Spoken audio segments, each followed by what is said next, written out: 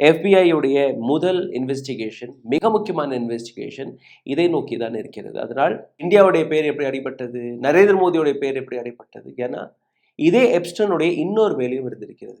ஒன்று பெண்களை சப்ளை செய்வது, இன்னொன்று பவர் புரோக்கராக இந்த நபர் வேலை பார்த்திருக்கிறார். எப்படி சுப்ரத் ராய் சஹாராவுடைய உரிமையாளர், இப்ப அவர் இறந்து போனார். அவரும் ஒரு பொலிட்டிக்கல் புரோக்கர்.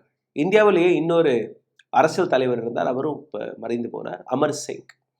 இந்த இரண்டு நபர்களுடைய வேலை உலக நாடுகளில் மிகப்பெரிய டீலிங்ஸ் எல்லாம் நடத்துவது, பெரிய பெரிய, அதாவது ஒரு நாட்டுடைய பிரதமரை இன்னொரு நாட்டுடைய பிரதமருடன் தொடர்பில் கொண்டு வருவது, பெரிய பெரிய டீலிங்ஸ்கள், டிஃபென்ஸ் டீல் எல்லாம் நடத்துவது, இது போன்ற வேலைகளை இவர்கள் பார்த்திருந்தார்கள்.